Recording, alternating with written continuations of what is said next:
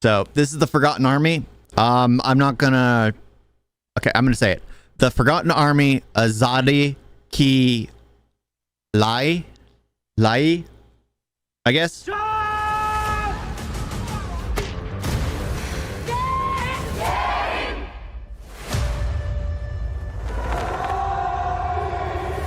सरकारें ब्रिटानिया की छतरी हमारे सर पे हमेशा कायम रहे। अरे छतरी तो इन्होंने हमें बना रखा है, फट गई तो उठा कर दे दिया जापानियों के हाथ में। There must at this stage be no thought of sparing the troops or saving the population. The battle must be fought to the bitter end. The honor of the British Empire and of the British Army is at stake.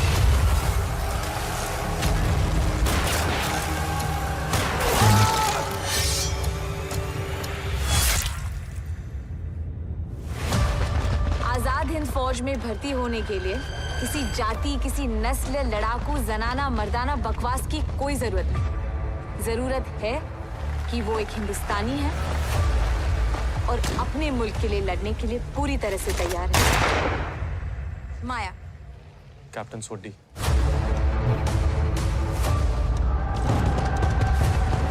जिसका नमक खाया है उसे तुम लोग गद्दारी खा रहा है। What? मुझे ये याद नहीं कि मैं इंग्लैंड कब आया था तुम्हारा नमक खाने, लेकिन इतना अच्छी तरह से मालूम है कि पिछले 200 साल से हिंदुस्तान में रहकर तुम हमारा नमक जरूर खा रहे हो। Sheesh. To go back home, Major, and leave mine. You're using. Oh my gosh. एक दिन हिंदुस्तान हमारी इस कुर्बानी को याद रखेगा, शायद समझ नहीं पाएगा, पर याद जरूर करेगा। तेरे पानी से मैं सींचा गया,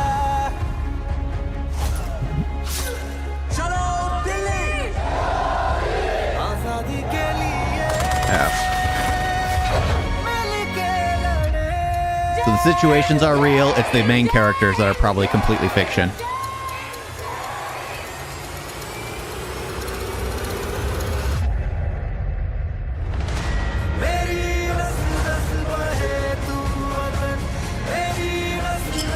आजाद हिंदुस्तान के सपने को सच करने के लिए आजाद हिंद फौज लड़ती रही।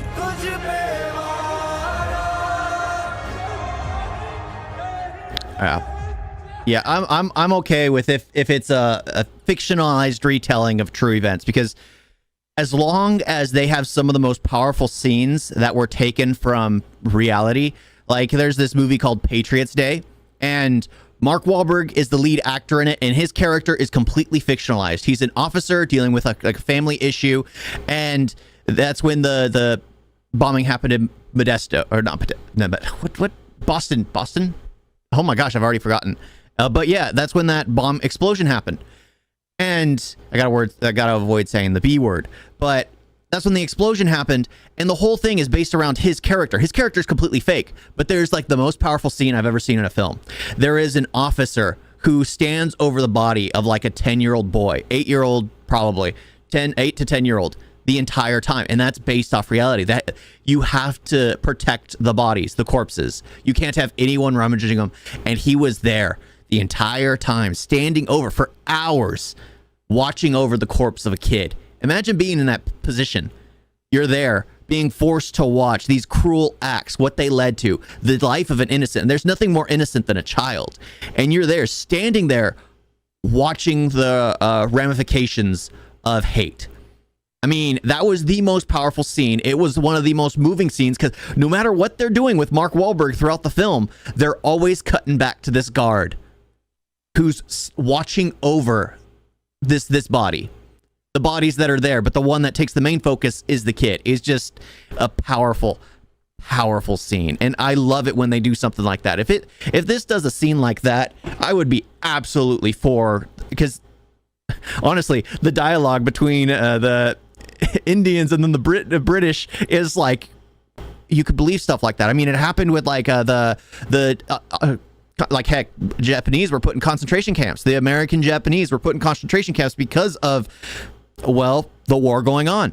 And there was that hate. Even the ones who were fighting alongside the Americans, because they were American, were still treated differently until they've earned the respect by taking out a few of the ones. It was just like, oh my gosh. Oh, it was. Oh. So movies can get very powerful. This one, I hope it has a few scenes that are just based in reality, even if it does follow a few fictional characters. I don't mind if it follows fictional characters. I mean, Pearl Harbor, nobody believes that's a historic movie. The Tora Tora Tora is the historic movie, but Pearl Harbor, no, that one's with Ben Affleck. That's fake. That's fake. But the situation itself is real.